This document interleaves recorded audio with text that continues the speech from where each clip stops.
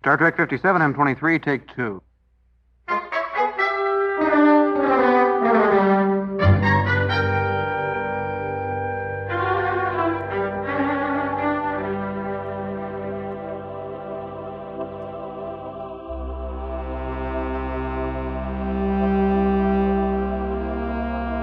It's the It's Got Star Trek podcast.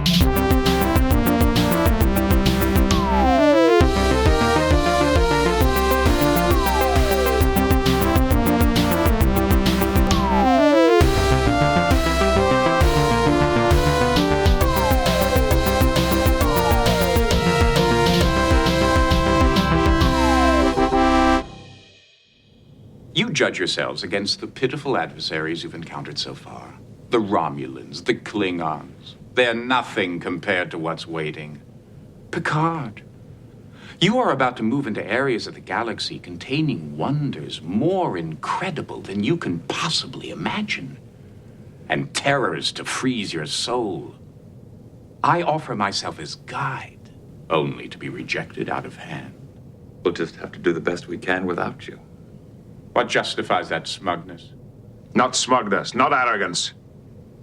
But we're resolute, we're determined, and your help is not required. We'll just have to see how ready you are.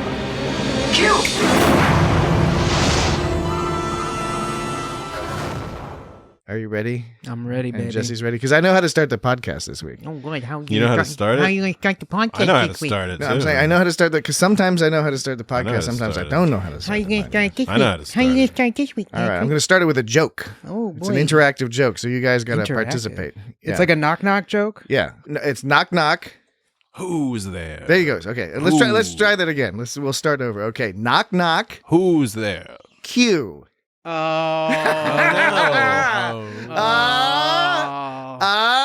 Oh no. Oh, man. Ah. Oh, man. Yes. Oh, man. Yes. Q. Stop it. Q. Nah. Q. Who? Stop it. Q. Who? With no question mark. I suggest you change your attitude. Okay, the podcast has started. We are discussing Q Who. You know, Paramount Plus listed it as Q-Who. Well, Really? Yeah. Paramount Plus isn't going to be around much longer. Oh man. I think it's going away. It can't stick around that much longer. No. I'm trying to hurry through the old episodes of Frasier as quick as I can, Mm-hmm. so I can watch them before they disappear off the internet. But anyway, this is the It's Got Star Trek podcast. Mm-hmm. This is the 219th episode. Yeah, it is. What? Yes, 219th episode of the It's Got Star Trek podcast. Why? Why? Well, because the world fucking demands it, Dan. Are we gonna do the right thing for the world wrong demands reasons? it. We have not missed a single week since we started That's not possible. so many years ago. And if we had missed a week, you can for darn sure bet we would hear about it.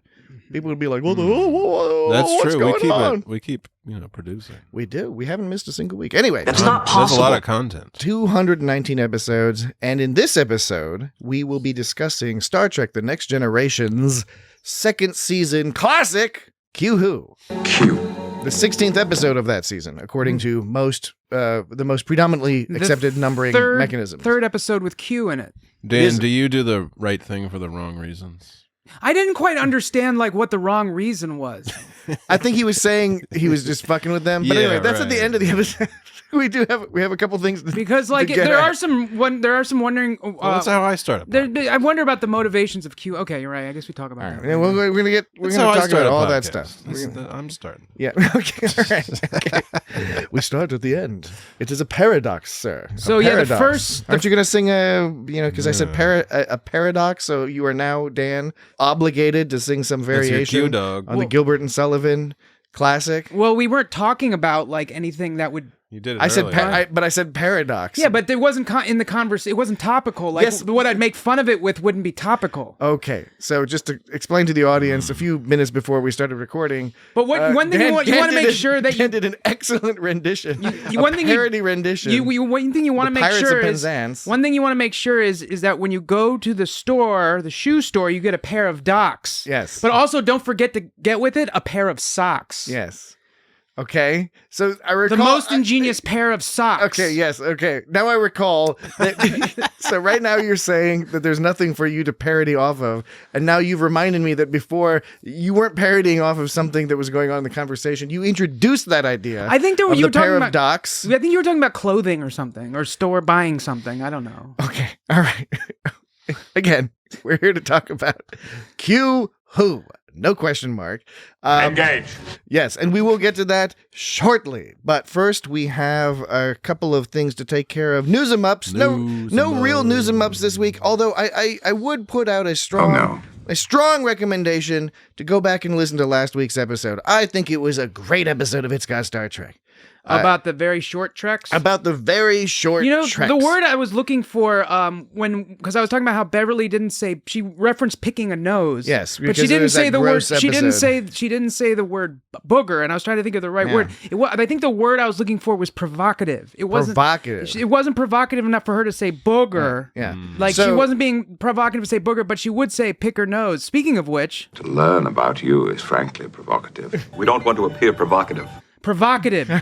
Provocative. I've used it in a sentence a few times. Maybe Yes. people can figure out the definition. In spite of a definition, would that be right? In absence of In lieu of a definition, maybe you can figure out the definition from three usages in a simple sentence. Maybe you in a could. sentence. Okay. All I right. bet people that Because- listen to this because podcast. you know- Just real quick, I was going to note that the audience, if you want to have any clue what Dan's talking about, again, go back and listen to last week's episode. It'll make much more sense. Because a definition will have a word in a dictionary has a definition and its usage. But instead of giving a definition, I gave three usages, and three makes a pattern. So therefore, you should not need a definition if you have three examples. Is this one of the clever new game shows you've been coming up with? Dan's been brainstorming a lot of sort of. We don't want to appear game shows. provocative. To learn about you is frankly provocative. Beverly Crusher said... Didn't use provocative. Wait, let me finish. Beverly Crusher said, pick your nose, but she wasn't provocative enough to say boogers. That's three uses of provocative. Can you figure out the definition? You're right, it is like a game show. It is like a game show, except for that last option you gave. I'm not. You might need to workshop that a little bit. Okay. Yes, listen to last week's episode. It was really good. Shaping where up we to, started. Shaping up to be better than this week's episode. Then we have some mail 'em ups. Mail 'em ups. Mail 'em ups. First, we have a letter from Steven Schwartzoff regarding the TAS episode BEM, which we discussed in episode 217 of this very podcast. Yeah, we Fascinating. did that. And Steven says, hello. In your conversation about the TAS episode BEM, I did not notice you mentioning the fact that we discover the Pandro to be a colony species, who are a collection of reconstituting themselves in new collectives. Who are a collection reconstituting themselves in new collectives. Something like ants, coral, or termite. Wait, when did we learn about this? In that episode? Yeah, well, we knew they reference BEM. There's The some character plans of to that, BEM too. references the whole like splitting into three parts thing. At one point, they Spock or somebody references that they're a colony creature, and Stephen goes on to say that I took to be why he was referring to himself as this one, a simple collection of parts which can break apart and reconstitute themselves when they do not work right. I think somebody came up with a creative idea and then just could not figure out a real story to put it in, and said it'll look goofy for kids. Who cares? Maybe that explains it. Without it, and he says, we don't have any behind the scenes evidence to support that. But he also notes, isn't it also the first sort of interspecies exchange student episode, right? Like we see that a lot in Star Trek, and I think that's a good point Stephen makes. And he references that in the 60s they were sort of kind of doing that soft power exchange stuff. Well, they said this one a lot. I do remember noting that at one time at the end, instead of referring to himself as this one, he says, I am humbled. and that's the only way he refers to himself as like that's myself. interesting. Every other time he says this one. This one. This one. Indeed. Yeah, I think thank you, Stephen, and he also said thanks for the episode. Thank you. Steve, I think he goes by Steve actually. Steve. Steve. Hey, Steve. Hey, Hey, Steve. Steve. Hey, Thank you so Steve. much. Thank you so much. I agree. We didn't really talk too much about the colony creature aspect. That We fucked up the whole episode. I'm always afraid this is gonna happen when we don't do it right. We fuck it up. It happens every like time. Like Q Who. We can't fuck this episode. This is an important episode. It is an important episode, and we will fuck it up. But I think the point that Steve makes about it being a really good idea that they just couldn't figure out how to use it. Yeah. So they're like, all right, we'll just force a story around it. Again, go back and listen to our coverage of that episode, and whatever the Practical Joker was the other episode we discussed, the other TAS episode we discussed in episode 217 of IGST. Go check it out. All right. That's not possible. Not possible. Next we have a voicemail up from Grayson, which is regarding a question we had about something that Riker said in the finale of the Very Short Treks, which was Walk, Don't Run, I think it was called. We were, especially Dan, we had a question about something, and Grayson did some research. Check it out. Hey guys, what's up? I just finished listening to your episode on the Very Short Treks with a lowercase v, and like Dan, I was intrigued by the line in Walk, Don't Run, Run, Don't Walk, whatever, Walk, Don't Run, where Riker says it doesn't matter if you're animated on 2s or 6s. I thought also that was some kind of jazz, syncopation, whatever. But I believe it's actually referring to the way that cartoons are animated. So this gets just a tiny bit inside baseball. But in a nutshell, a second of film is equal to 24 frames. Each frame is an image. So in order to save time and money, many cartoons are drawn with fewer images than there are frames in a second of film. So if you draw 12 images per 24 frames, that's called animating on the 2s. And it produces a very fluid looking scene because there are a lot of images in that second of film. I can't find the exact frame rate that they used on Star Trek, the animated series, but as we all know, Filmation, not known for super high resolution animation. So if they were animating on the 6s, that would be just 4 images a second. From what I can find, that's pretty rare. Modern day cartoons rarely go below the 4s, which is 6 images a second. So what I think that Riker is saying is, it doesn't matter if your show is lower decks and has a very high frame rate, or if it's the animated series, which has a more static kind of feel. At the end of the day, love is the answer. Isn't it, fellas? Okay, that's my tidbits of ups for you. It doesn't matter your species, if you're old generation or new, if you're animated on 2s or 6s, if you're animated on 2s or 6s, love is the answer. Just doubling up. Love is the answer. If you're animated on 2s or 6s, love is the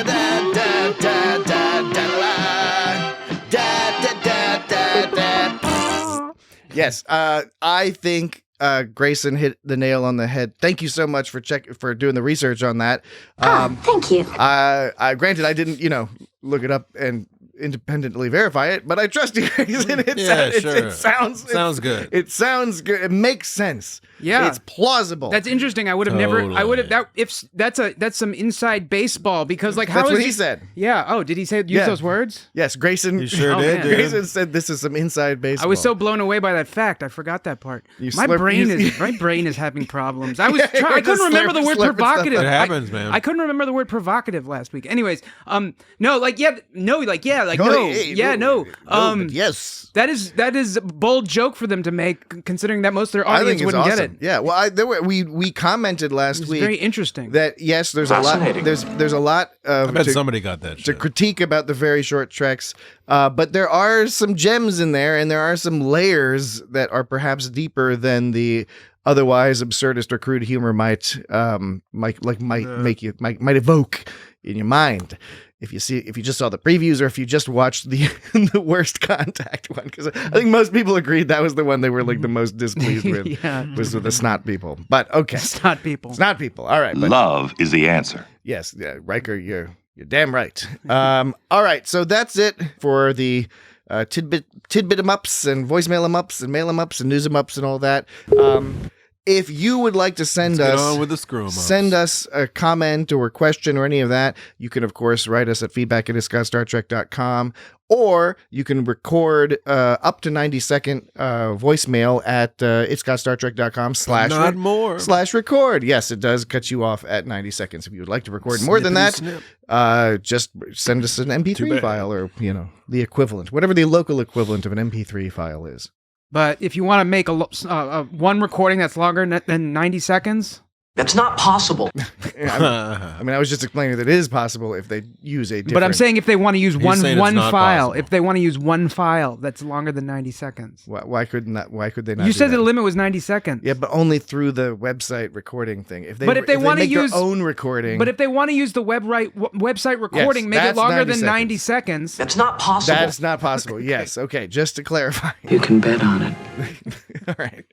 The sound was like really low in this episode. Like when I like normalized the sound, there's a lot more background noise in this episode, and the waves were coming super small. And usually the waves are like whatever size, but in this episode there was one sound that actually didn't like register any visual on the Audacity at all for the wave. And I think it was like I think it was that one. That one like didn't register. You can tell you've amplified the fuck out of that one. Yeah.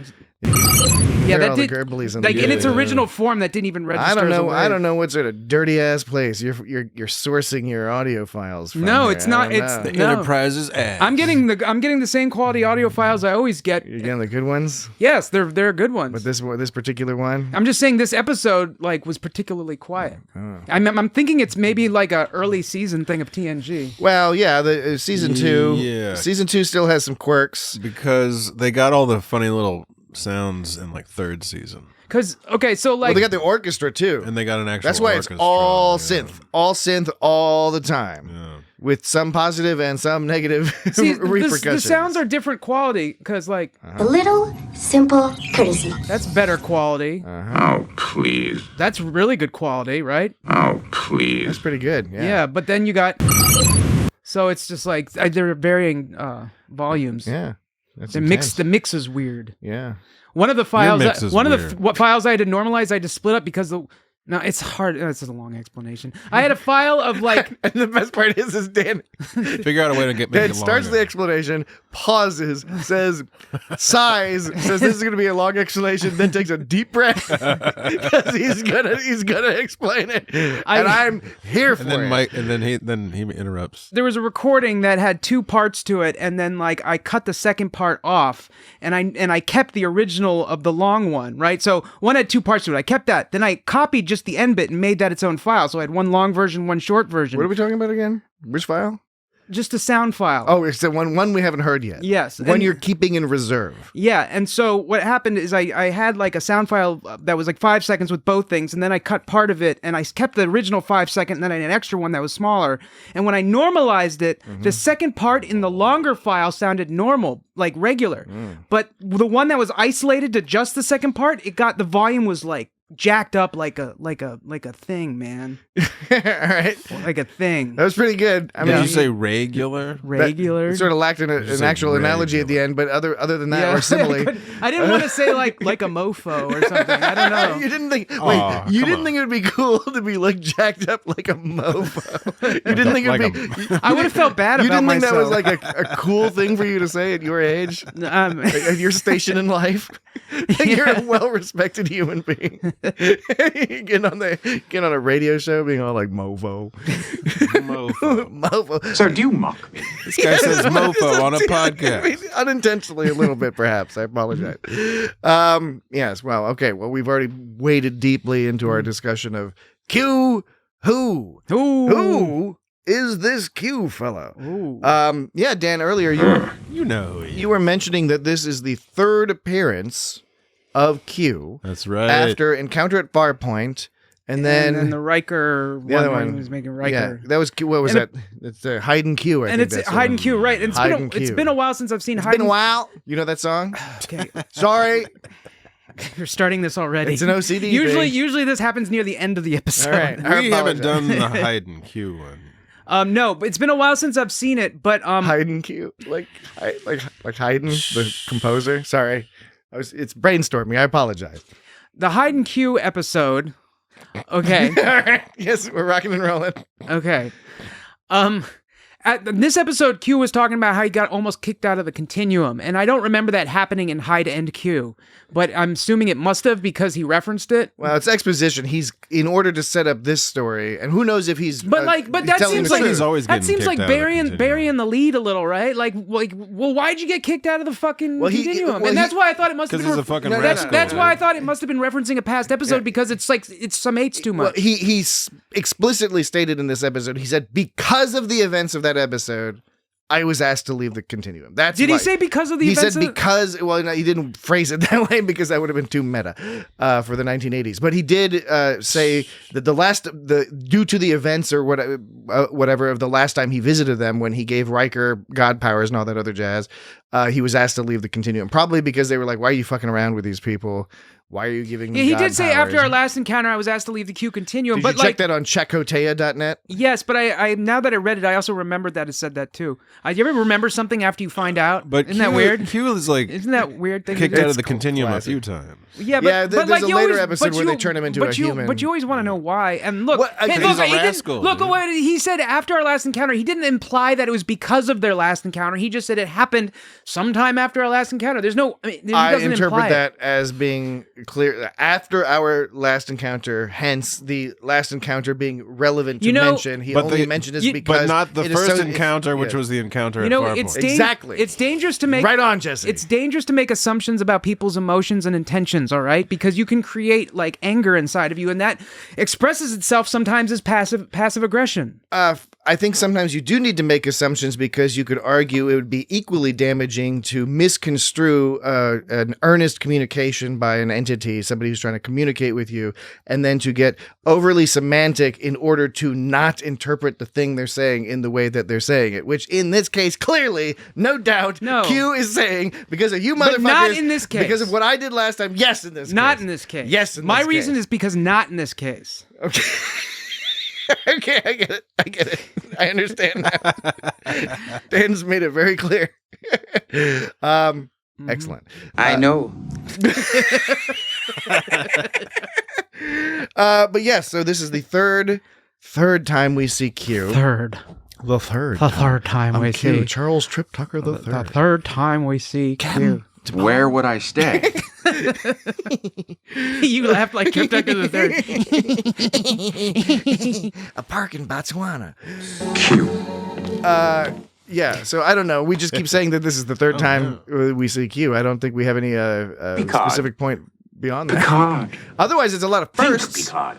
There's a lot of firsts in this episode. There's the first time we meet Ensign Gomez, whom we later see as Captain Gomez. Right. Hot chocolate, please. Star Trek Lower Decks Season 2 finale, First Contact. She was intended to be more of a recurring character, but then it never really... Yes, because she's in this episode, and then in the next episode, God damn it. I forget. No, the Samaritan Snare. Oh, okay. Right. Yeah. I'm sorry. The next episode is the Samaritan Snare, which introduces the Packleds. Yeah. So we see. Oh, no! I'm sorry. we see Ensign Gomez in these two episodes. It's a shame they didn't keep up with her because, like, TNG was great with its core characters. But unlike Deep Space Nine and Voyager and Enterprise and some other things, they let go of a lot of these side characters that could have been awesome. She spilled coffee on herself and Captain. It was hot chocolate. It's all over you. Right, hot chocolate. Like it must have really like splashed. Like it must have been fun to film that because it's still intimidating to spill a bunch of hot chocolate on Patrick Stewart. Yes, Ensign, it's all over me. It's all well, I think I guess I'll just change my uniform. I get the only reason that they seem to have they introduced Ensign Gomez, but I'm wondering if she was intended to be a returning character. She was because like that's what I read. Okay, well, like that's what I was saying. It seems like the only reason Weren't you listening to me? It seems like the only reason she was in this episode was to dump hot chocolate on Picard, so we could see Q do his Q magic on Picard later, and like zap it off. Geordi be a little creepy. Well, I mean, like the turn Geordi thing, like didn't really go anywhere. No, it didn't. No, nothing happened there. But it was like I said, I think it was only there so she could spill the stuff on him, so like Q could go zap, and we could watch it go away and be like, oh yeah, that's right, Q does magic. I mean, they did spend a fair amount of time relative to the rest of the story, developing the character of Gomez and Geordi, showing Geordi as a caring and compassionate mentor who doesn't freak out when a person under his command does something silly, even though he's clearly aggravated, right? I like that he's aggravated, but he's kind of being like, okay, it's no big deal. I get it. But you're not supposed to bring food and drinks into engineering. Right? Apparently not. It's okay. They don't have any replicators in there, so she just she got it from some replicator in the corridor somewhere. And Stop it! Stop it! Stop it! I know, right? You certainly aren't shy with your opinions. But when he said this, you certainly aren't shy with your opinions. It's because is that an anti-woman thing? No. Okay. It was because he when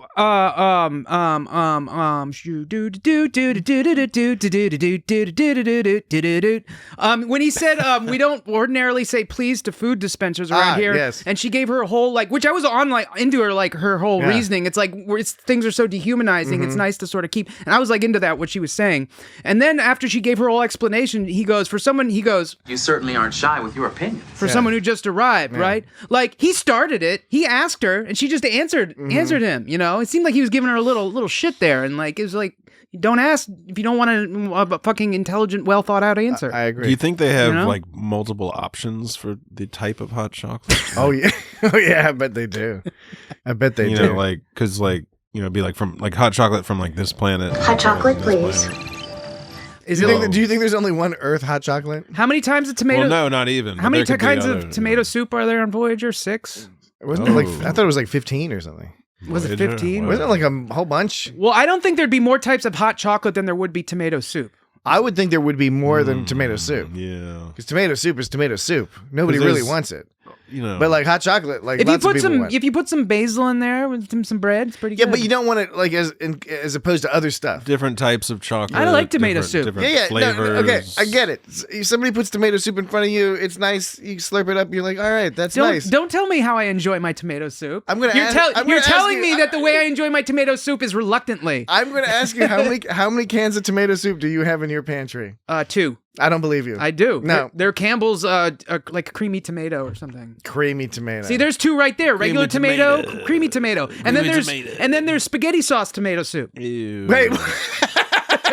Okay, that I could see you enjoying. I could see myself enjoying. Don't you ever just eat meat sauce with a spoon? It's fucking good.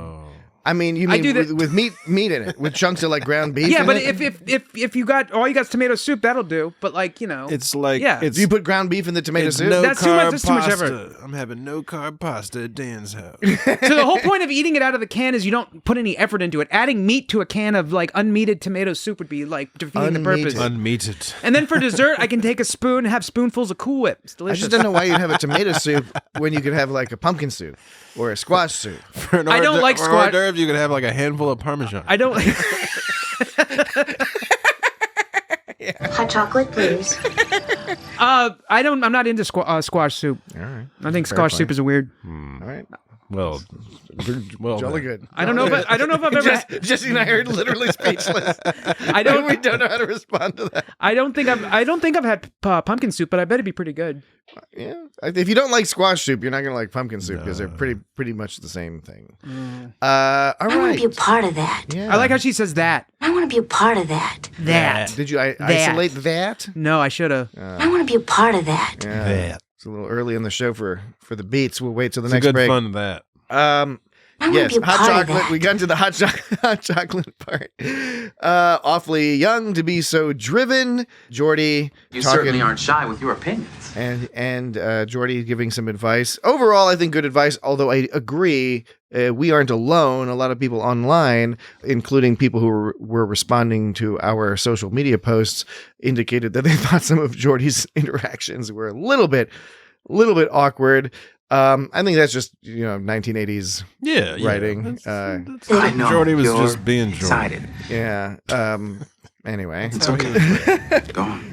Well, it seemed like Geordi wasn't like making the moves on her. I thought if anything, she would get a crush on him or something. No, it was neither of that was the case. I respected that because it was it just superior. seems like every episode with Geordi, I start to want to think that there's like if there's a girl around, a woman, I should say, a gal, a gal, is there a gal, a dame, a skirt, a broad. Hey, if there's a skirt around that Geordi guy, he gets all bamboozled in the head. If there's an episode that's focusing on Geordi and a woman, I just like my brain automatically thinks there's going to be Geordi Googly Eyes LaForge. That's why he's got to wear that visor. My brain. Otherwise, every time a woman walks by, his eyes go, "Wooga, I was almost. See, in that case, I was like 3 words away from being done. And I know, but what I said was real fucking funny. It wasn't that funny. It was pretty fucking good.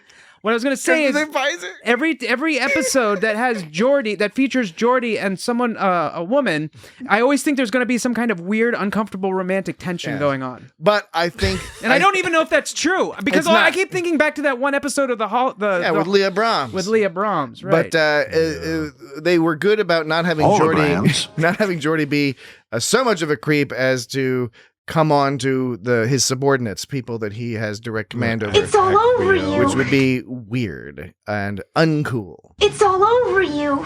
All over you. Yes. I predicted that you would cut that clip out. Yeah. There's a couple others that I also predicted. It's all over you. And we'll see. We'll see as we move along. I want to be part of that. I'm sure you do. Okay. What I want to be a part of is a quick break. Hot chocolate, please. A quick break. I'll take a quick break. Yeah. We can reset ourselves. And when we return, we will continue this delectable discussion of Star Trek TNG's Season 2, Episode 16, Delectable. Q-Who. Engage. Be right back.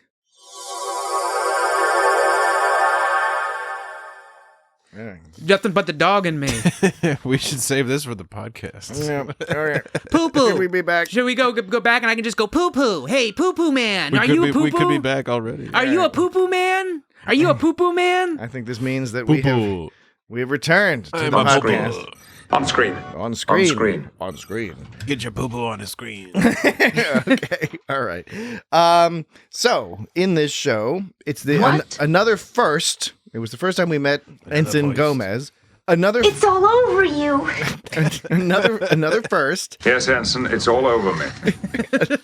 Another first is Guinan and learning about Guinan's connection to Q and to the Borg. And getting to see Guinan do her hand claws. Oh yeah, hand claws. Hand claws. Only Whoopi Goldberg was excellent in this episode. Oh yes, she was. Because only Whoopi Goldberg can pull off the hand claws and like I can buy it. Yeah. Like I was buying that with the Guinan hat. Because Guinan was usually pretty cool, and then she started getting real, Well, yeah. At the beginning of the episode, it was cool that she was doing that. Again, another first as we start seeing Guinan. I think maybe there's a little bit with that earlier with Guinan, but Guinan does that whole like. Something's weird, and everyone notices because usually she's all Johnny on the spot, and Jordy's all like, "What the fuck?" Even Jordy's like, "What's going on, Guinan?" And like, he Where's has to my get up and fucking leave. drink? He's like, "Let's get out of here." Guinan's freaking me out. Well, and actually, then there's a one part where like Q appears and she like pops up from behind the bar out of nowhere with this creepy look on her face. Yeah. Like, why was she behind the bar like that? You know, that's weird. where she lives. But like, but I can't get. She's got a bed back there. Yeah. But I can't get over. She like goes down the stairs. Well, no, actually, like you see Guinan's quarters, and her quarters are huge. She's off in one room, and she decides to go to like the communicator console because she knows all the secrets of all the command crew. Yeah. Yeah, but they have to give her the biggest room. Guinan with the believable tiger claw. Yeah, when she was walking to the going to the window, she was passing by Geordi and Ensign Gomez, and this was neither her. Neither her nor there. There was actually, I couldn't really hear it too well, but it wasn't in Chakotaya transcript, but on closed captioning. According to closed captioning, when she walked by Geordi and Ensign Gomez. Why do you keep doing that, man? I noticed. And I guess Jesse has noticed too. Every time Ensign Gomez comes up, you take a deep breath for some reason. You don't need too much air to make a G sound. Yeah. Because I'm always like trying to remember her name.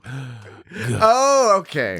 It's one of those. Because I keep wanting to call her Sonia, but because that's is her name. I know that's her first name, but we've already established that we're calling her Ensign Gomez. So, anyways, according to the first name basis, according to the closed captions, when Guinan walks by them, Geordi says to her, So was I on...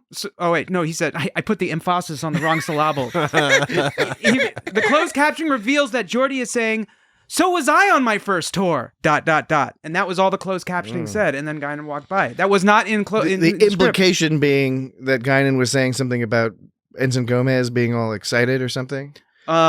Excitable? I know, you're excited. That was when they were at the table. Oh, yeah. Well, you know, that's right. Yeah. But notice, because at first I put my emphasis was, I was saying, so was I on my... No, my emphasis the first time I was going, so was I on my first tour? That's not what I meant to say. I meant to say, so was I on my first tour. So was I on my... Not so was I on my first tour? Had a bad emphasis. That means a totally different thing. Well, yes, on the one hand, you've got yourself one of those questions, and on the other hand, you got one of them old-fashioned statements. Where's the answer? Nothing could possibly go wrong. But yeah, so yeah, that was right after there was the one-on-one. It showed the other shot of them talking before Guinan starts walking over. LaForge was saying to her, Sonia, relax. You're here. You've made it. But you won't last long banging into walls. It'll be there for you. Believe me. Now, eventually you get hurt. Now, and here's the thing. That part, Geordi's telling her that she's going to be all right if she chills out. But if it were me who heard that, all I'd hear is, you mean I'm on the brink of being kicked out? and then I'd go to my room and say, like, man, fuck this place, and do something to totally fuck up the situation. They'll just kick her out of engineering. She'll have to go sabotage, clean the holodeck or whatever. Oh man! But when somebody tells me that like I'm gonna do okay if I clean up my act, I immediately like get paranoid and just like get all pissed off. Like, oh man, fuck you! You're judging me. What are you trying to tell me? I'm not doing a good job. And then it's because of my own insecurity. Because like I'm like, well, what if I can't get better? So I express that as anger towards them for criticizing me. So I'm enjoying Management Tip Corner. Management ups with Dan. The question though then is, what is the alternative? What would you recommend people do instead of what Geordi said to convey the exact same lesson? You know, the basic lesson being, chill out, don't worry, it's all good, things are awesome. But like, you know, he's giving her useful advice. It's just what would be a better way to convey that advice? I would say something like, you know, Ensign Gomez, don't fuck up. I'd say your greatest strength is your energy and excitement. The problem with that is just make sure to rein it in and you'll be okay. See, that's a much... Fuck you, I'm gonna go to my room and sabotage everything. Sabotage. See, no, because the way he tells it is all negative. He's like, you're here, you've made it, but you won't last long banging into walls. I'd say it's a nuanced difference, but I get it. I'd say your excitement is your greatest strength. Just rein it in and you'll be great. See, that's much more positive. I agree. But Geordi's awkward talking to people, so.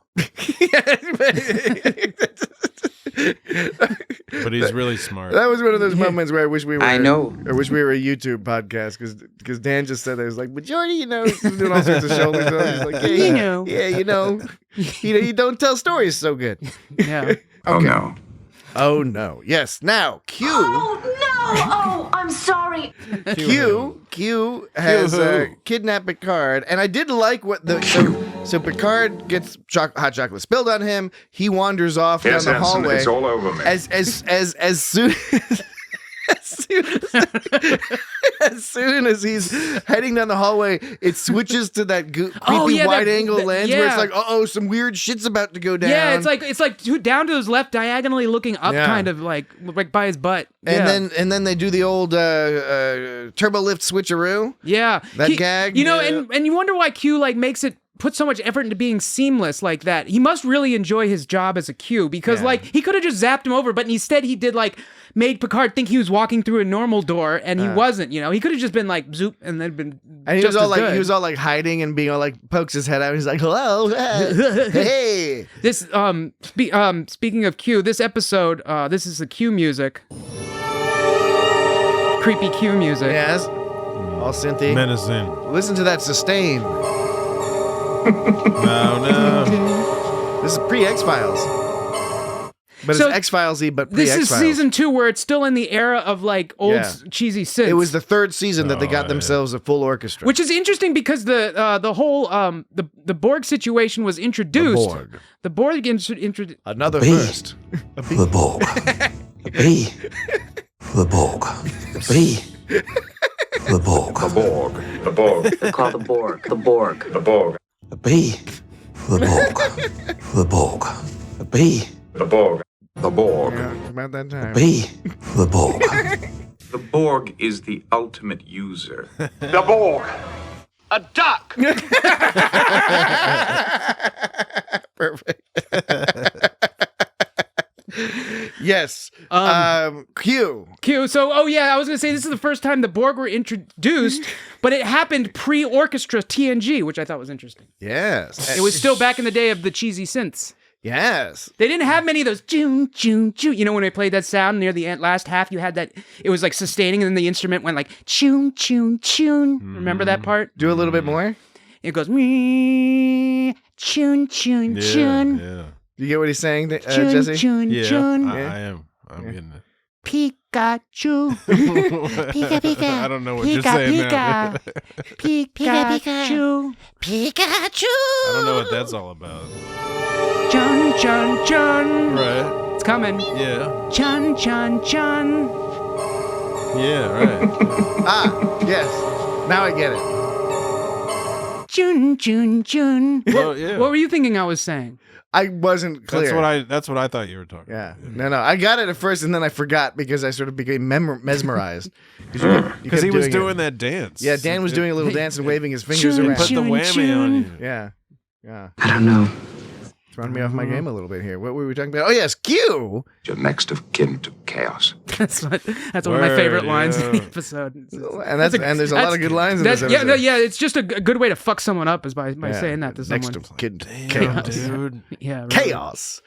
Okay. Q shows up and he is all he's all whispering in Picard's ear, all menacingly, which of course became the basis for a popular meme. I think everyone knows the Picard, like with the Q talking to Picard's Is ear it the one where meme. Picard's head is in his hand and he's like on the bridge sitting in the captain's chair with his head in his hand? No. Or is he with his No, hand you know out? it's not that and one. or the one where he's holding his hand out yelling like, well, why the fuck didn't you do the thing or whatever that one? What's that Well, meme? he was doing a soliloquy at the time, but no, it wasn't that one. It's the one from What this was that? episode. What was that meme where he did the soliloquy? But Yes. what was the meme saying? It was like, "Why would you do this when that can happen?" Isn't that what that one was? It could be, but no, that's not what this was from this episode where Q is speaking into Picard's ear. I have no doubt you, Dan, know what I'm talking about. It's a popular meme. It was in this episode. It should have jumped right out at you. Right at your eyeballs. I don't know. All right, so that's all right. What's the meme? Why don't you tell me? That's just a meme where, as I explained on multiple occasions already, in this But what is podcast- what is the text usually? I don't know. You know, it's somebody is when you want somebody whispering in somebody else's ear and be all whatever like, you want it to be. whispering some snake. So wait, you were getting on my case for not knowing it, but you don't either. Yeah, because I got on your case and then you successfully defended yourself, and I was like, you know what, Dan's right. Isn't it just like a reusable thing? People just do whatever. Reusable snakes. Reusable snakes. What is that? This is the one I'm looking at. Has a picture of Picard with Q whispering in his ear, and Picard, and then the text says "me listening to songs" above Picard, and then above Q it has a star. It says Bluetooth headphones, meaning Q is Bluetooth headphones, and then the second frame at the bottom in yellow letters it says "battery low." I don't get it. Yeah, I think that's a pretty weak one. Yeah, that's the problem when you're looking at meme examples. Is that you're going to get a lot of shitty meme examples. Yeah, mediocre meme. Yes, mediocre. All right. So anyway, Q. First of all, I would say an unreliable narrator. I kept trying to get that out earlier. Oh yeah, dude. That yes, Dan. He's saying he got kicked out of the Q continuum or whatever. Maybe that's true. Maybe not. I don't know. It doesn't seem He's true. such a scamp. He's full of shit. So you know you can't take him seriously. But he's a rascal. He clearly has He some is a interest in rascal. them. Now, I have a question for both of you. Ooh. I have a question of my own. That All right. was a difficult admission. My question for both of you is, and then we'll go to Jesse's question for both of us. Wait, he has one too? Jesse has a question for both of us. 1, 2. I have a question for both of you. It's a whole, the whole triangle thing. It's not safe out here. No. My question is, do you think that Q came into this situation, kidnapping Picard, always having intended to fling them out to the Borg? Or do you think The Borg. He was just sort of trolling them with the whole like, I want to hang out with you guys and I want to be on the ship and you tell me what to do. And then he got annoyed. And as a gag thought, okay, I'm going to send these guys out to the Borg. I don't know which, I could go the latter, but yeah. I don't know. They seem to play it as the latter, but I don't know. It seems like, maybe it's just the way the episode's written. It just seems like they were always planning to like go to the Borg. What do you think, Dan? You're just reading stuff. Hey, Dan. What? Hey, Dan, what do you think? Hey, Dan. Hey, Dan, what do you think? What do you think of the... Hey, Dan. What do you think? Hey, Dan, what do you think? Did Q always intend to fling them out to the Borg, or was that an idea he came up with on the spot? Well, did he just always have that in his back pocket? That's a way he fucks with people? Yeah, on the regular? I couldn't tell if he was like acting to help Picard or if he was acting because he was being petulant. Because, he came up to him and wanted to be part of... Which is always the tricky bit with Q. That's the wrong reason. And so, well, I guess, yeah, you can assume that the first would be the wrong reason. So he came up to them and was basically like, yeah, like you said, he's like, I want to be part of your crew. And they said, no, you can't be part of our crew. And so he's like, you need me. And we're like, we don't need you. And so he was like, oh yeah, fuck you. And then he threw them into space. By the way, I remember the ad on TV that showed TNG with that exact shot of the Enterprise getting like, blown away. Yeah. And I remember as a kid being like, whoa. It's all like spinning. Yeah. It's that awesome. show is fucking crazy, Spinning man. through the light years. So, 7,000 light years. So I couldn't tell if Q was like, because they were being so, nonchalant about exploration, if he was like, I'm going to teach these guys a lesson and show them what's up. Or was he like, they think they don't need me. Fuck them. They do need me. And at the end of the episode, Picard is like, we need you, Q. That's the other one I figured you had to cut out because it's funny. Cut out of what? Of the show. Not cut out, like you retrieved a clip. I'm guessing you have the clip where he says, I need you. You wanted to frighten us. We're frightened.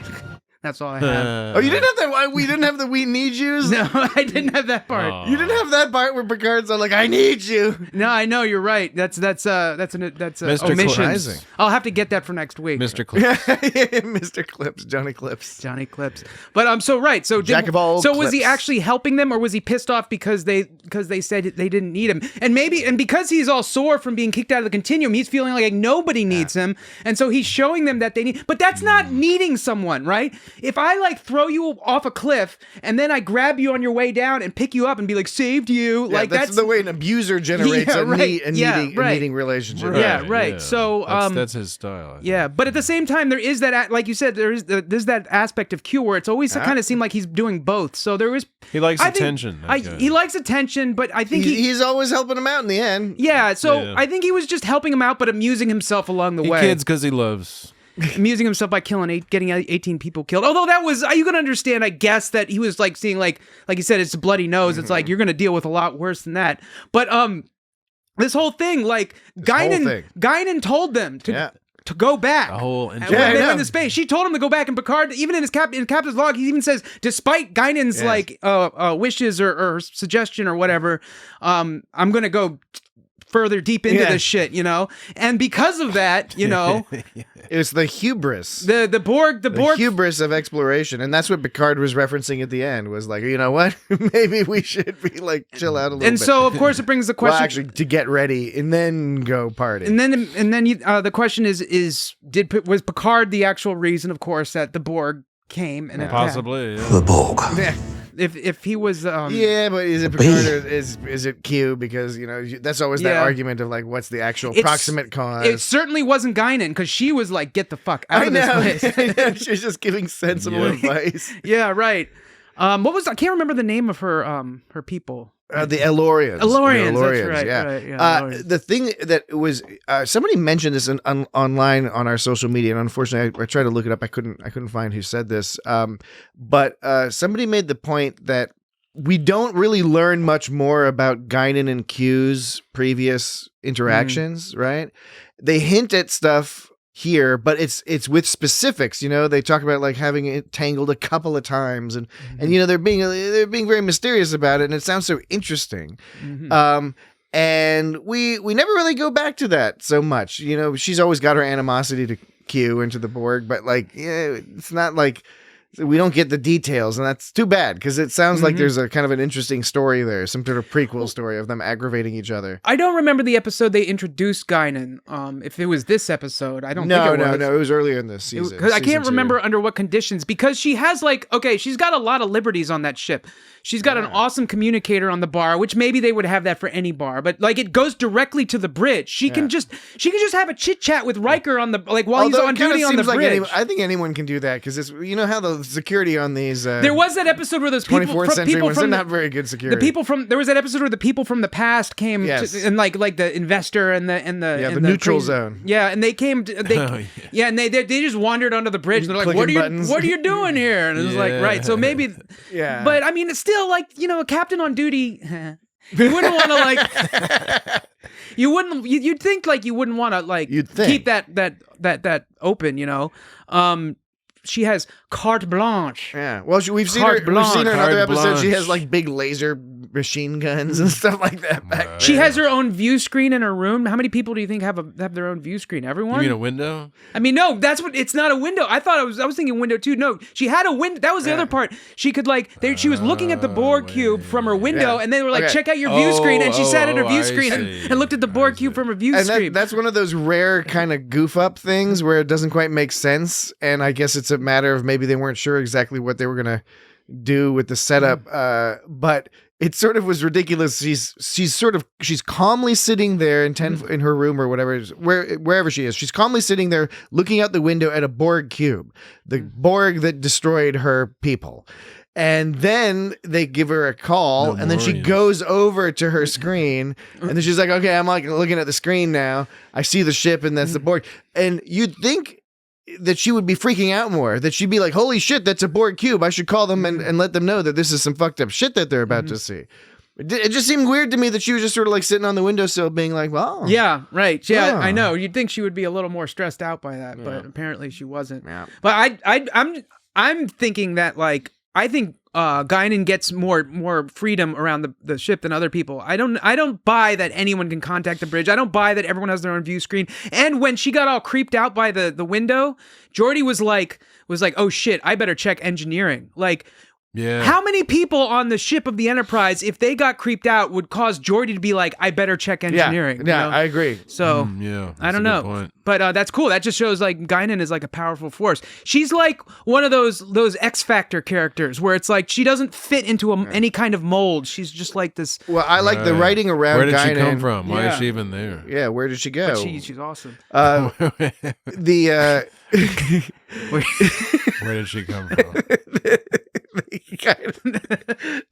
I like the writing around Guinan. I like the writing behind Guinan around Guinan because, as you were saying, Dan, they convey so much power in this person, not by what she does, but by how people react to her. Like you said, with Geordi getting freaked out, Picard taking her advice at least somewhat seriously. Q, of all people, freaking out and being like, whoa! Yeah, and calling her an imp. Right. Again, imp is such an evocative term. You normally associate that with Q himself as more like an imp, but he's referring to her as an imp, and you're like, oh my god, the imp is calling Guinan an imp. What does that mean? This is that scene real quick in a nutshell, so to speak. Okay. Vis-a-vis. All right. You got a lot of This creature is not what she appears to be. She's an imp. And where she goes, trouble always follows. Yeah. You're speaking of yourself, Q, not Guinan.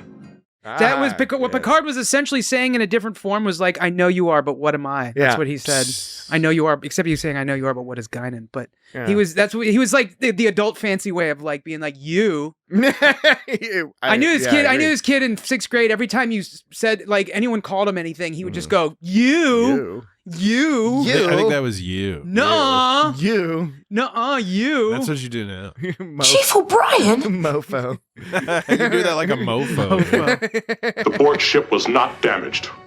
The Borg is the ultimate user. That was another one of my favorite lines right there. The Borg is the ultimate user. Yeah. Does that mean Should have that on a bumper sticker. Do they mean the Borg is the ultimate user, like a person uses software, or the ultimate user they use humanity and everything around them for their own benefit? All right. What does that mean? Yeah. Or did I miss some kind of literary reference that makes me look really dumb? No. Okay, Dan. What is your instinct? What does your instinct, between those two options that you just gave, what is your instinct? Sir, do you mock me? No, I really want to know. Stop it.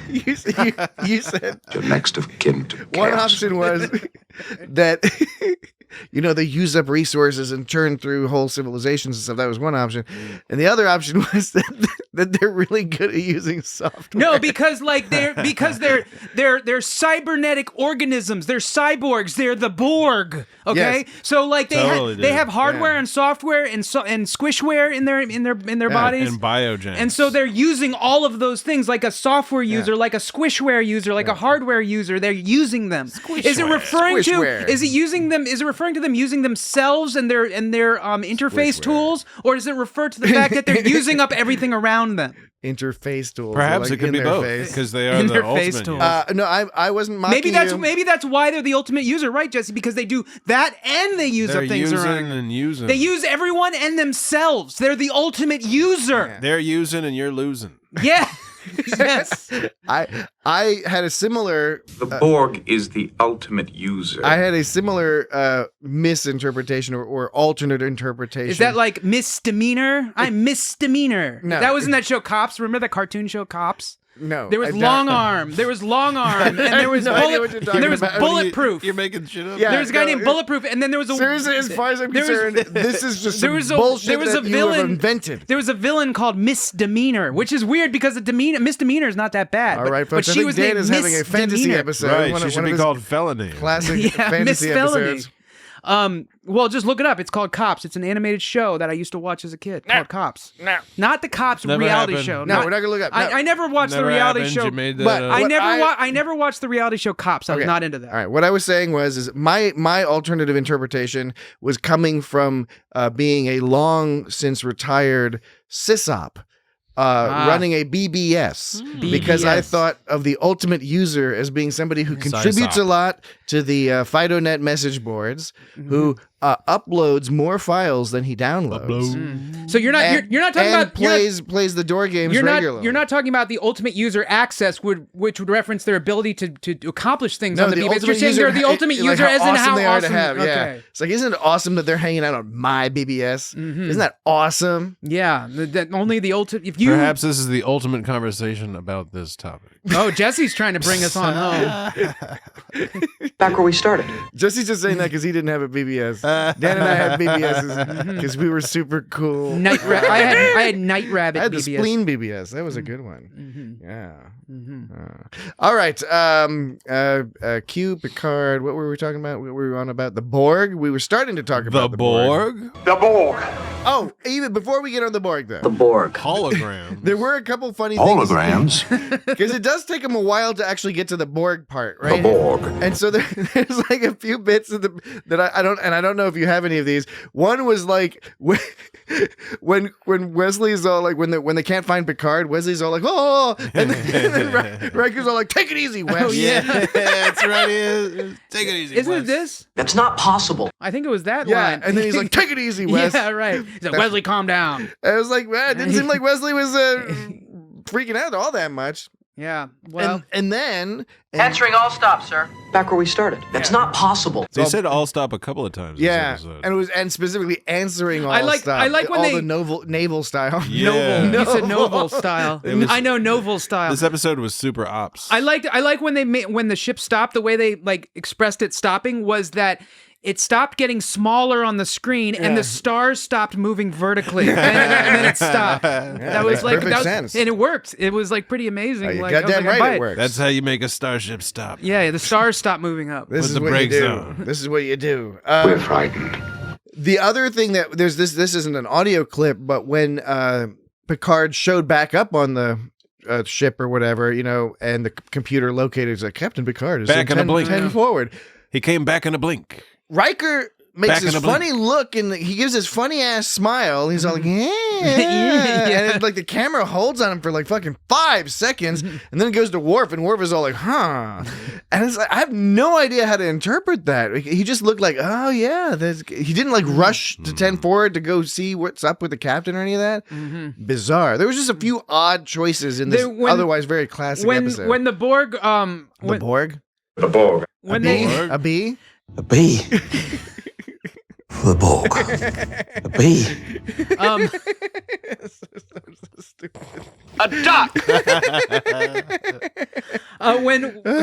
When they were in the conference room, which is behind the bridge. Isn't that so weird that the conference room is behind the bridge? Yeah. That's so crazy. And it's weird that the captain's quarters or the captain's office is at the front of the bridge next to the view screen. But when they were in the conference room talking to the Borg ship, talked to them, and we're all like, you do not defend yourselves. We are the Borg. You will be dead, and we will assimilate you. We are the Borg. We are the Borg. You mean we that? are Is the that what you're Borg. talking about, Dan? We will assimilate you. We will assimilate you. Are you going to keep talking like this until I turn off the effects? I hope it's We will assimilate you. We will assimilate you. We are the Borg. We are the Borg. We will assimilate you. We are the Borg. We are the Borg. We will assimilate you. Oh, yeah. We are the Borg. We are the Borg. Yeah. We will assimilate you. Are there any other We lyrics are to the this Borg. song? We are the Borg. Your people and the Borg.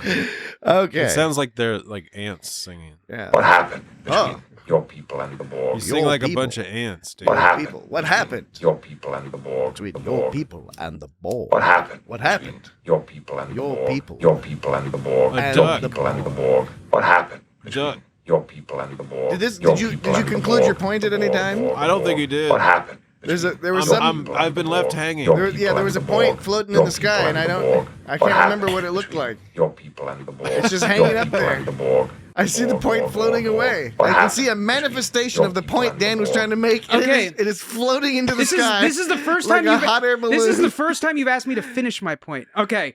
I'm quite eager for it. I don't Yeah. remember what the setup was, The setup is okay. but instinctually I feel like it was going somewhere cool. The conference room, the Borg was all like, "Hey, we're the Borg, and you better get your act together." And, Hey, and- we're the Borg boys. See, you asked me to explain, and you can't Fair help point. yourself. No, you're right on both points. Absolutely right. What was your point again? Oh, blah, blah, blah. All right. Yeah. All right. So the Borg, he was in the conference room. He was like, "Hey, Borg," and they're like, "Well, you better get your shit together, man, because we're gonna get you or whatever." And then afterwards, and then the Borg's all like, "Borg, Borg, Borg, we're the Borg. We're scary. We're scary." And then they hang up, and Picard looks at the screen, and it's quiet for a second, and he just goes. He just goes. It's almost like they said, How was the Borg again? "We are the Borg. You suck. Borg, Borg, Borg. You suck. We're Borg, Borg, Borg." And then he goes, and it's like, it seems like a weird way of saying because it's almost that's the kind It's of like a harumph. that's like a you would give if somebody was Goofy ran across the street going, "I'm a goofball," and then they ran off and Yeah. they were non-threat. That's I'm a Borg ball. That's the kind of you give by a non-threatening goofball. To if somebody's someone's all like, "Well, I'm not gonna get you, but I'm gonna be weird," and they wander off, and you're like, weird, and that's when you'd say like, what was that all about? But instead, they were like, "We're the Borg, we're gonna kill you, we're the Borg." And he's like, "What was that all about? What was that all about? And you know what, audience? What was that all about?" We're going to find out just what that was all about when we return from this very short break. What was that all about? We'll be back in The a Borg blink. are gonna get me. We'll be right The Borg back. gonna get me. Back in a blink.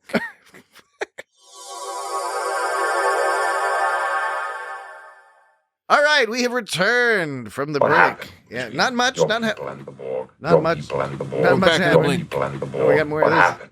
Are these beats? Your people and the Borg. Your people and the Borg. Your The people Borg, and Borg, Borg. Borg. What happened between your people and the Borg? Your people and the Borg. You know what? Your people You can and hear the all Borg. the What happened? material from their Your people uniforms. and The listeners at Your home people and should the Borg. make their own The beats Borg, the Borg. based off What of our happened podcast. between Yeah, and they your should send Stuff them that in. we say. Your people and the Dan, Borg. you should put the Your audio people and clips the Borg. What online so happened anyone can between download your them and people remix the Borg? them. Your people That would and be the cool. Borg. The Borg, Borg, Borg. What happened between The great your part is people and that the Borg? Your Dan is people and the Borg. So The Borg, thoroughly Borg, delighted Borg. with himself right now. He's got just the most sincere smile on his face. Your people and the Borg. The Borg, Borg, the Borg. He looks truly fulfilled and joyful as a person.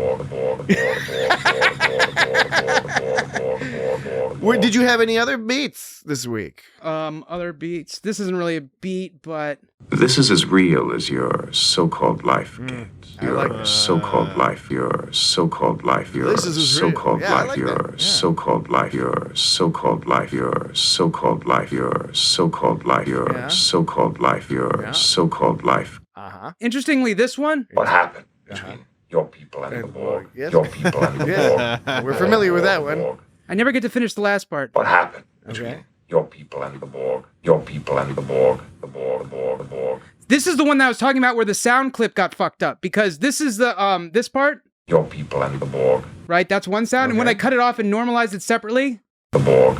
it got all loud. You see, this is Your people and the Borg. should be this volume. The Borg. The Borg. Your people and the Borg. The Borg. The Borg. That should be the volume. But what happened when I cut them up and normalized them separately? I got this. Your people and the Borg. The Borg. The Borg. The Borg. Your people and the Borg. The Borg. The Borg. That's crazy. So I had to like, I had to. No, you should keep it like this. So you see what I'm saying? Like It's all crazy. when you cut them off and normalize them as separate files, it really amplified that one really loud. So it's all due to the whole relation. tight. You said doo-doo. The relational aspect Yeah. of the algorithms involved. Great. Okay. Yeah, well, we have to finish up our conversation here. Growl for me. Let me know you still care. Yeah. Q who? Who is this? Who is this? He calls him like... Wait, who is this? Is that Worf? Nope. Is that Q? No. Oh, no. Is that Guinan? Growl for me. Let me know you still care. Yeah, that is Gowron.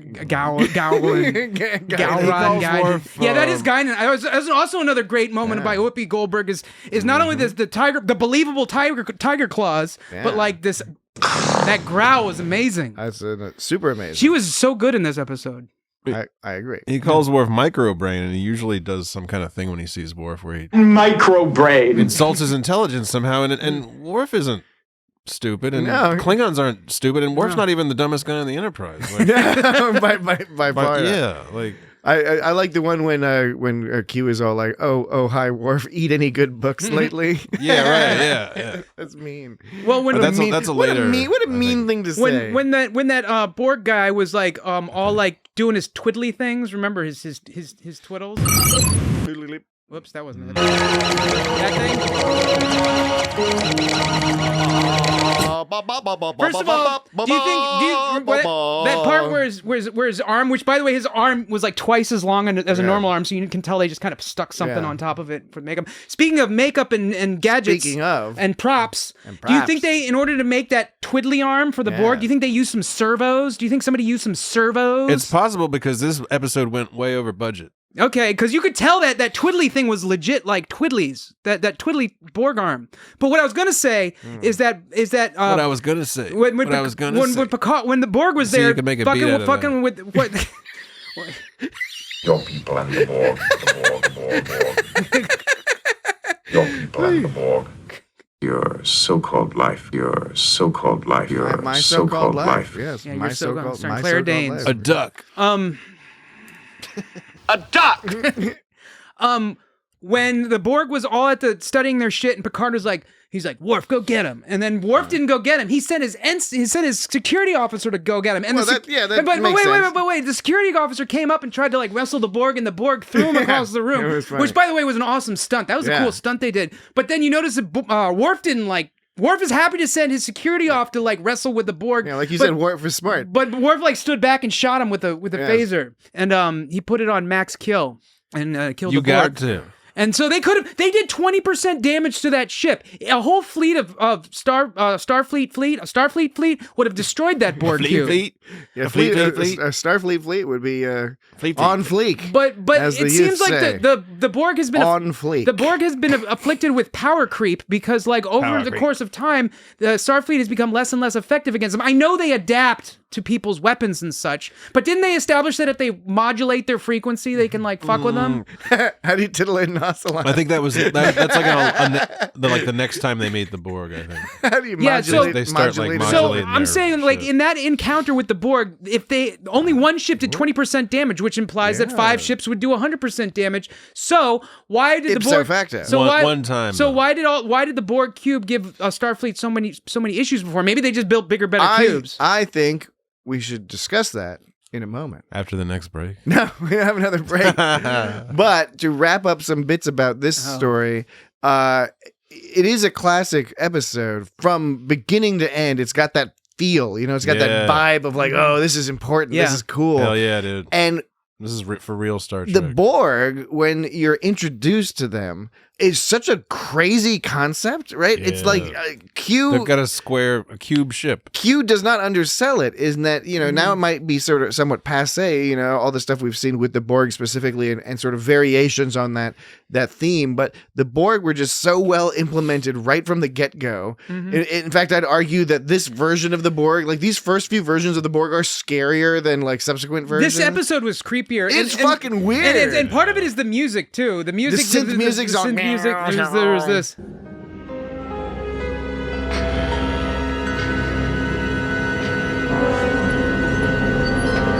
Borg, man.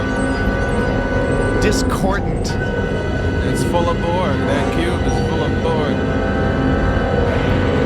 That was an awesome. Is this a Spaceballs gag? That part was awesome good. because I liked how they blended the movement of of the crew with like the actual whatever they used for the background, and I liked how it was so huge you could see out the back of the cube and you could tell it was like a kilometer or a mile away or something, and it just looked so giant. It gave an awesome feeling of scale. Plus, and decentralized. Plus, they were still moving around. You could still see them moving, and like you said, like the Borg are the fucking internet. Basically, that's the Borg is the internet, right? So Star Trek did have the internet after all. after you. It's the Borg. It keeps chasing you. Right. I think that's just the concept of a hive mind is not necessarily completely innovative idea at this time in Better than 1988. a jive mind. But it was the specific presentation, the conception of the Borg with the greens and the dehumanization. I think the Borg got the Borg babies. First of all, I think the Borg got greener as time went on. That definitely seemed the case. The baby greener and grayer. The baby situation was pretty creepy. Here's the thing about that episode. I feel like it could have been a little creepier because you could tell that baby nursery was totally some set panels and you look at the floor. Because the floor was just the studio floor. Yeah, it was just some kind of concrete tiled studio floor, all shiny and buffed. And when on their way out of the nursery, like when Guinan was like staring at the Borg, you can see like the craft services table. When Guinan was staring out the window, and you were talking about how she wasn't reacting. When Data was looking at the wall and being like, "It's regenerating itself." You look at the wall in that scene; it's not doing anything. It's like just like I'm not talking about the scene where they're running away and they see like on the outside of the ship. Which looks awesome. That did look awesome. Yeah. But if you watch Data looking at the side of the wall, it's like it's regenerating. Like there's no visual cue. Yeah, they're just saying it. Yeah, they must have just run out of money. But there was a lot of good shit going on. But like what are we gonna do? We've run out of money. We got so much more episode to do. But I feel like just filming over there in the corner. The baby scene could have been a little creepier. But I mean, it was overlit. Yeah, you're right. It was overlit.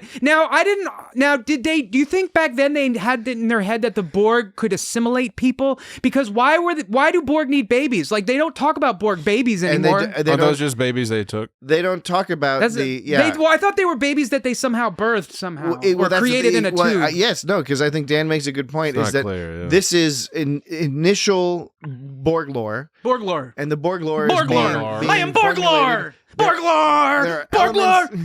Borg lore! There are elements that are missing, like the assimilating people, missing bits of Borg lore, the nanites, the Borg queen, obviously, and all that other nonsense that comes along. Nonsense. Maybe I'm being editorializing a little bit there. I apologize.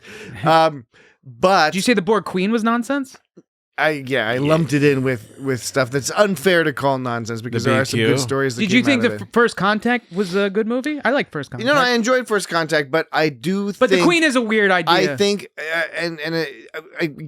presuming we've discussed the majority of what we need to discuss about this episode, I do think it's worth discussing a little bit about where they went with the Borg, because you see here we get to enjoy the first time they're introduced, and there is all these hints of mystery and menace and all. They reference the various star bases and stuff that were getting like scooped out of the thing in the neutral zone, which had been mentioned previously on the show because the Borg were, I think, supposed to be introduced earlier in some different form. A bee.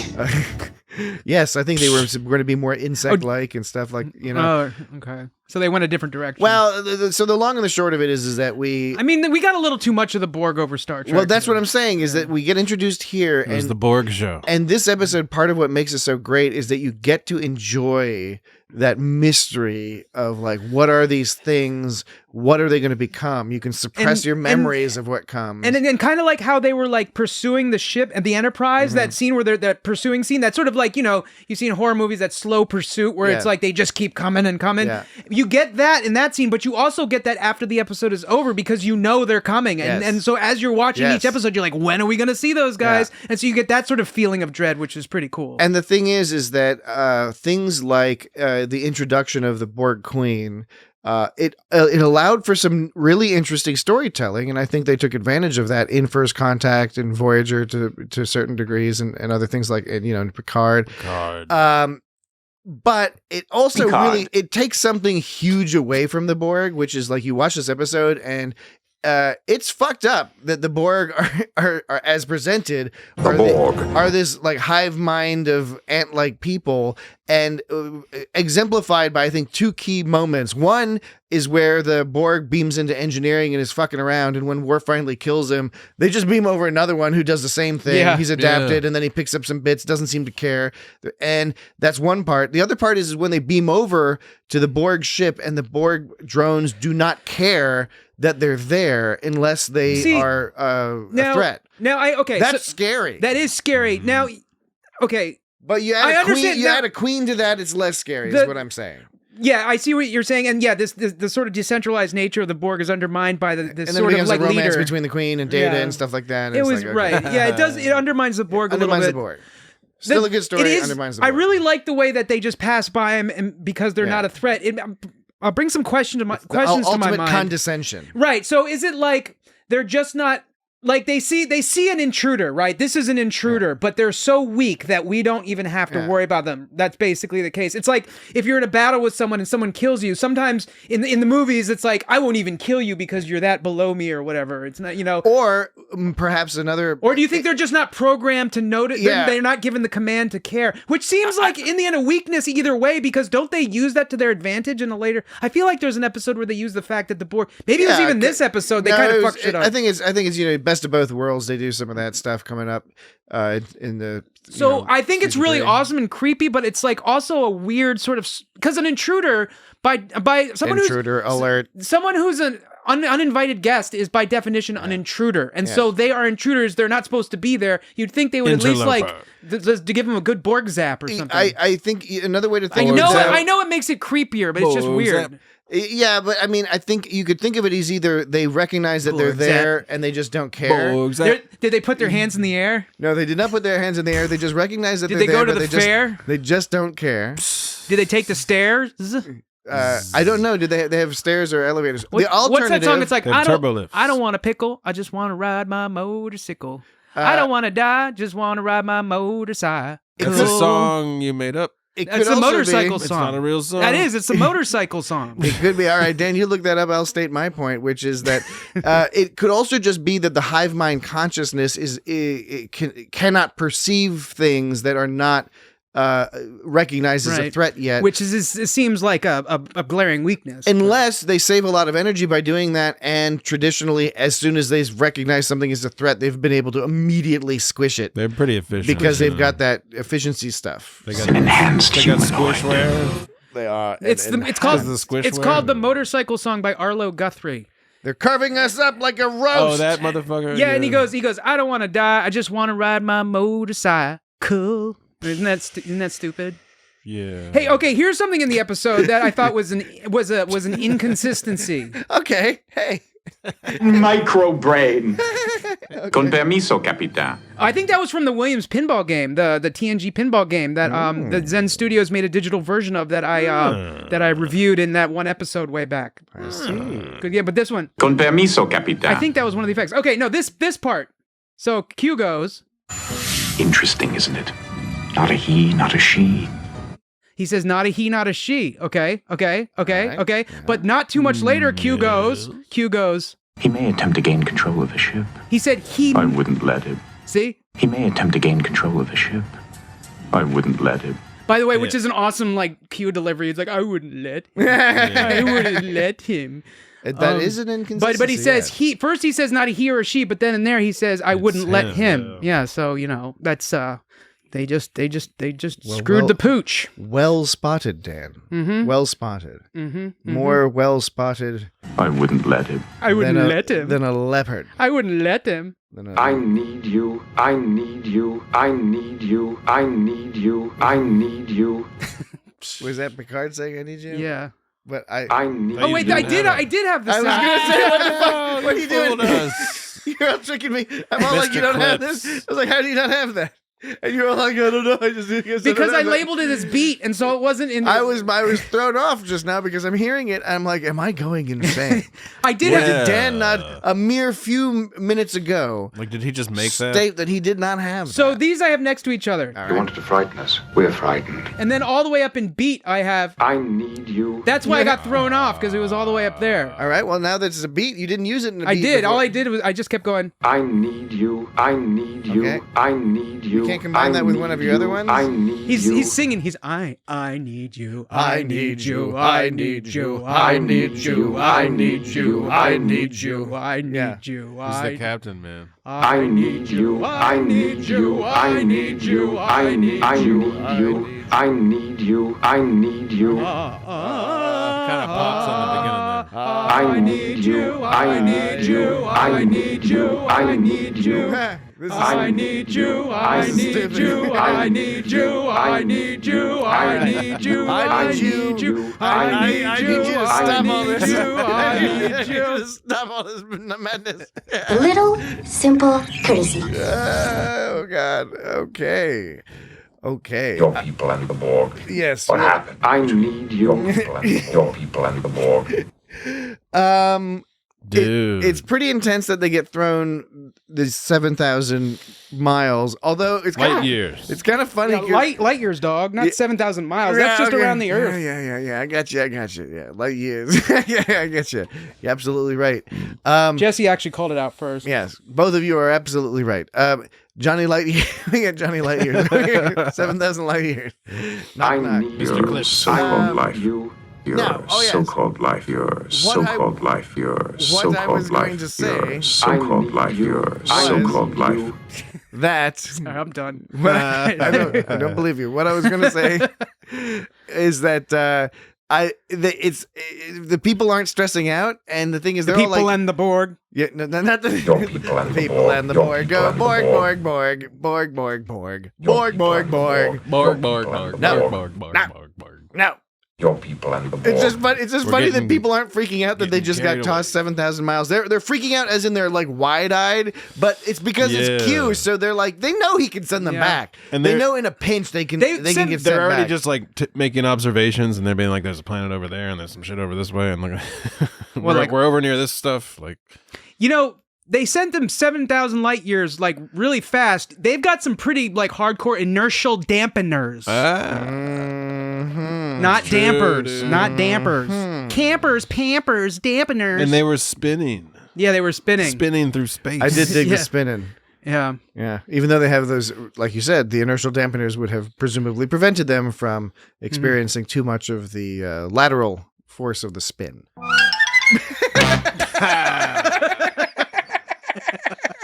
And that's been this episode of It's Got Started. Yes. So when Riker was when he was studying the Borg along with Data, while they were in their thing, he gave a good description. He said like he was at Picard asked him to describe it, and he was like, there are slots along the wall, kind of like compartments. There are 2 Borg in each. I thought that was a solid description. Like I wouldn't have known how to describe that situation.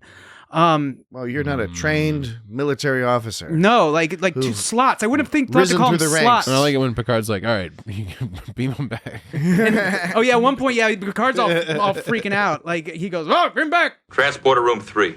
Which is O'Brien's favorite Yeah. transporter room. O'Brien was there. Yeah, There was an O'Brien O'Brien was all sighting, rocking out. and he was all chill while That's that was my all favorite gone. transporter. Like Picard was like, "Oh, get him back," and O'Brien's like, "Sure, man." And then he was like, "No big thing." But then Riker said they were like a juggernaut. It could begin moving at any moment. Yes. This show between the golems and the juggernauts, Star Trek is some fantastical shit. Yeah. Hell yeah, dude. The Picard golem, and then he's talking about a juggernaut. Juggernaut. Did they ever bring up a Jabberwocky? A juggernaut? A Jabberwocky? What does he call it? He refers to the Borg collective as a juggernaut. Yeah. And he does it Or like the Borg ship. And he doesn't say it like as in a hyperbole. He's like, this is a literal juggernaut. Whereas other people would be like, Well, oh, he says like a juggernaut, so it's still an analogy. Well, it's like a simile. No, but that's not the same as hyperbole, which would being like that guy's Well, so. yeah, it's I not the got you same as there. like I got- looking at a yeah. large guy and saying like, oh, oh, that it's guy's a simile, a but it's not hyperbole. It's classic. I'm explaining it because it's not like when you look at a large person and be like, that guy was like a juggernaut. That's not the same because that's hyperbole. When you say, but he was saying like a juggernaut here,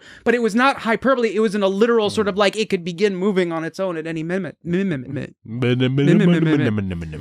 Data said, I believe each slot is designed for a specific Borg. Now, do you think he meant each individual Borg, which is an oxymoron, if I do say so myself, or do you think he meant each type of Borg, like the fighter Borg, or the flying Borg, or the communicator Borg, or the scout Borg? Do you think the Borg? Do you think there's different types of Borg? What about those Borgs that are going like Borg, or like Borg? the bomber do you Borg? think that there was a bomber Borg? Borg. I'm Borg. Do you think that there was a typo and the enemy was actually supposed to be the boar? Because it's boring. No, like space boars, like some wild space boars. Like they bore through space. No, that'd be like a space worm boring through space.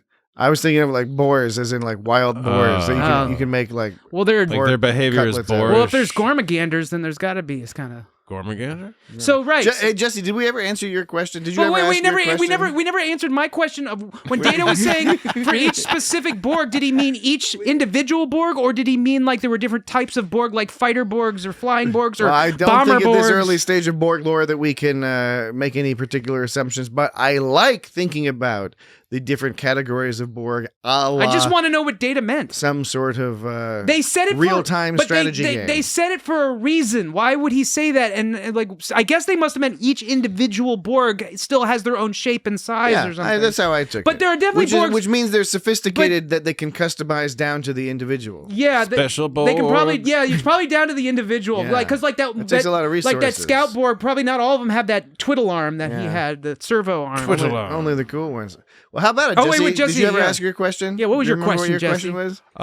If you're trapped in a shuttle with Q, is that A, good, B, bad, or C, you can go either way?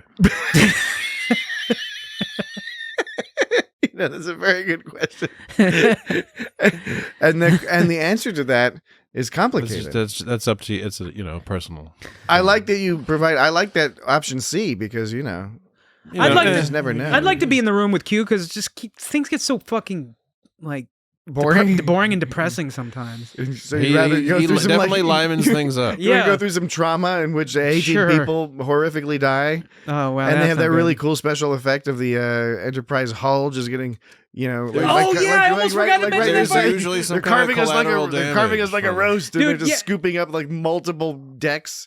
They're carving us up like a roast. Yeah, that even though it was more like an ice core. That was an awesome shot where you could see like the different levels. It looked like a little dollhouse or something. I was trying to imagine little people walking through people there. Dying, I like when dying in space. I like in Star Trek when they give any kind of perspective, and that provided some perspective of how big that thing is. And that was an awesome scene. You're right. That must have been expensive to make that episode.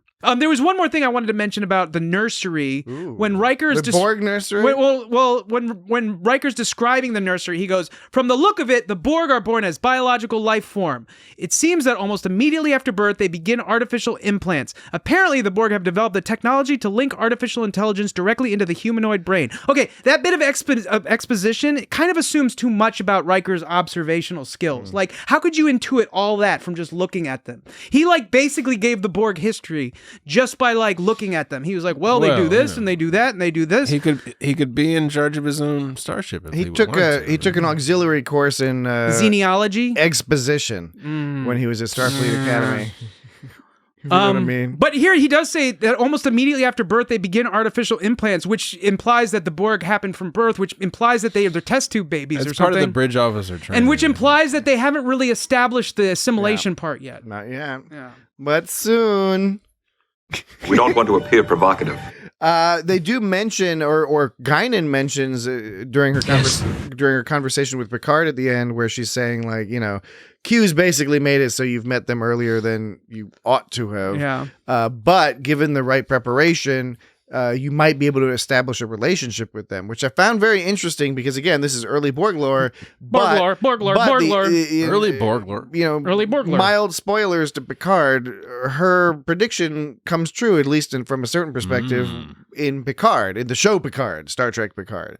So it does ultimately kind of get to what Guinan's talking about. Guinan's in that shit, too. So, I mean, you could say that, so you can definitely say that it's not Picard's fault that the Borg came, to invade, because if anything, they would have come anyways, like you said, and at least this way they're prepared. Yes. But it is true Which is the point Picard makes at the end. Yeah, but it is true that, that's when they can hire Cisco and people to start making stuff. Well, that comes. But if I were Picard, or even if, you can imagine there's a lot of people who probably put some amount of blame on Picard for that. And if I were Picard, I'd feel kind of guilty about that. I don't know. Even though it's probably for the better. And it's interesting that they hint at, but do not ultimately interrogate the idea of discovery, about the right to explore and discover, which in Star Trek generally is taken as an assumed right. Starfleet's position and the position of the television program is that the humans, or at least all these species, have a right to explore, even if other people might say, you know what, maybe you don't have a right to be just wandering around our territory scanning our shit,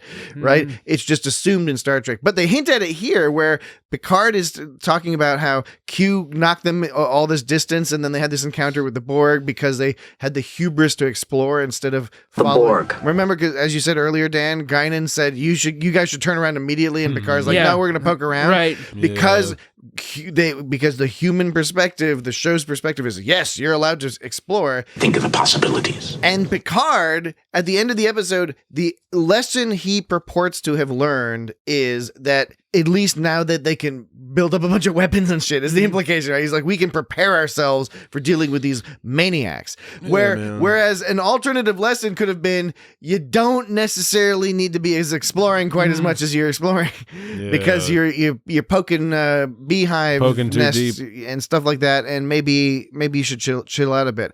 I'm not advocating for that viewpoint, but that sort of jumped out at me while watching this episode. That's a direction they kind of skirt around, but it doesn't quite get there. Doesn't quite. Anything else? I like the end. Oh, please. Picard is like, they will be coming, and then he does that chess move, and then there was some crazy synth music, and it was like Love Boat music. It was like all happy and crazy synth music. Was it this?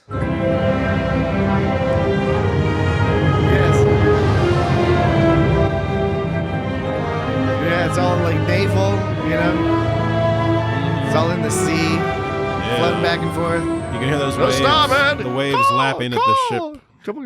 So, they were playing chess. Watch out for the yard arm. They were playing chess. Was that supposed to be because it's like Q? It's fucking Star Trek. Because Q is playing chess with us, so it's all a game to Q. So we're playing chess like it's a game. There must have been some kind of meaning behind that. Or there's a scene that was edited on, left on the editing room floor that explained it. Okay. There's no Dr. Pulaski in this episode. No, they did not permit her to be in this episode. Because they could have just handed her over to the Borg. The Borg would have given her back. The Borg. Me. A duck. Did you say they didn't permit her? That makes it sound like they were like, fuck you, man. Not in this episode. This is going to be a good episode. Maybe it's because it was expensive. No, I guess they got paid for all the episodes. It's just the way you worded it made it sound like there was some shady. I was goofing around a little bit. It was just a bit of a gag. Here's a cool remix of a synth remix of the TNG theme. What is it you want? Yeah.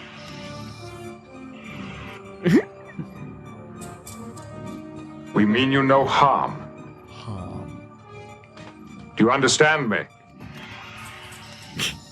It was awesome. That was very awesome. Yeah, I love the synthy synth. Pretty cool. I will start the concluding matter, and Dan will interject with any points. And Jesse will do the same. When they did the shield, when he zapped him and their shield acclimated, they didn't really describe that too much, but we learned what that is later. Yeah. But that reminded me, in arcade there was I was saying there was the TNG Williams pinball game, but there was also an arcade TNG arcade game with a gun, like a gun game. Oh, wow. A la House of the Dead or Time Crisis, or various other games, or that Revolution X, the Aerosmith game, or whatever it was called. Deer Hunter. I think I remember seeing something that like game that. The deer hunting game. Yeah, all those. So there was a gun game in TNG, and you shot the Borg, and I seem to remember those shields would come up. But I think in this case, if you just shot them enough, they'd die. But it did have the effect, and it was really. I remember that was a cool game. I think I played it at a multiplex theater back in early 90s. Yeah, back when multiplex was huge. Well remembered, Dan. Back well before it was the remembered. Mosaic District. For the rest of the parking lot was bigger than the parking lot. You go in a back corner, and people did bad things. For the rest of you in the audience, we'll have an after show in which we discuss various perspectives and memories related to city planning. But you have to pay for that. And the shift from suburban to semi-urban building codes and stuff. Downright cyber zombies. That's going to be a separate. The Borg separate episode. are cyber zombies. Yeah. This episode is basically concluded. Totally. There's a baby had a Borg thing on its face. Dan doesn't think it's concluded yet, but I think it's concluded. But Dan's got a few more points that he always keeps in reserve towards the end. But I've got to say the social media. You can catch us on social media at It's Got Star Trek. You can go to our website www.itsgotstartrek.com. And if you'd like to send us an email, it's feedback@itsgotstartrek.com. Thousands of centuries the Borg have been in development. Really? Thousands of centuries? That's crazy. Seems like they wouldn't need that long. Voicemails are at itsgotstartrek.com/record. A park in Botswana. Definitely leave us a Guinan voicemail. goes, when Riker's like, we're going to go get these Borg, and Guinan's like, I wouldn't go there if I were you. And then Riker's like, I don't know, Guinan, they paid us a visit. Seems only fair we return the courtesy. Riker's being like a douchebag because like she's not telling him to show mercy on the Borg, like, because that's what it makes it sound like. It says like, don't hurt him. He's like, I don't know, they visited us. Right. She's saying that the Borg are going to fuck you up. Yeah. And he's like, no, they paid us a visit, so we're going to get them. It's like, no, you're not. They're going to fuck you up. And the way he responded was as if she was pleading with him to show them mercy. We're also on YouTube and Picard made Facebook. Picard made this awesome duck face at the end of that scene. If you look at that scene, duck. he's just sitting there making an awesome duck face. A duck! And with regard to what we will be discussing next week, Patrick has learned to just not even respond to me anymore at this point. we are going to, as we did Is this week, is this a new resolution? we're going to turn things over to Dan's podcast topic selecting algorithm, which many of our audience will be familiar with. This episode you're listening to now will be ingested by Dan's algorithm that he created. It's a real thing, and it will produce a list for us of episodes to discuss, and we'll get it up by midweek. Where would I stay? By Odin's Mr. Day. Numbers. By Odin's Day, we'll let you know on our website, social media, etc., what we will be discussing next week. But I can tell you, strong possibility it's going to be either a Deep Space Nine or an Enterprise, because that's kind of like next up in the rotation. Is we haven't done a Deep Space Nine in a while. One of those. So we'll We've see done what Enterprise. Yeah, we'll see what the algorithm pops out. Yeah, Do you remember this part? It'll be past tense part 2. You remember this part where it was like, Oh, no! Oh, I'm sorry. It's all over you. and he goes, Yes, Ensign, it's all over me. right? And then this line this line could have been written better. I think it will be simpler if I simply change my uniform. Yes, Simpler he if said I simply simpler twice. Yeah. He's got Simply. a closet full of those red outfits. It's really aggravating. I would be. Red I think it will Because be he's a simpler if I captain, simply so- change my uniform. They don't use green apples in movies and shows because Green apples? people think of red when they think of apples, even though red apples are usually the mealiest ones. They're the grossest. They are pretty. I have had a good red apple, but it is so rare that I don't even bother. No, You there's have to go to like there's the no point. straight off the tree. or Yeah, something. seriously. Yeah. Okay. Next week it'll be It's Got Apples. I'm sorry, you were like, yeah. And then the way you said, okay, you're like, all right. We'll have a new bushel of apples for you. Every week from here on out, a bushel of apples for every 10th listener to the. That's not possible. We'll send out a bushel of apples if you write us a positive review on. Please. Okay. Anyway, Stop it. Your next of kin to chaos. We'll talk to you later. Good night. Goodbye. Oh, my. First impressions, right? Isn't that what they say? First impressions are the most important. I'll give you this. It's a meeting the captain won't soon forget.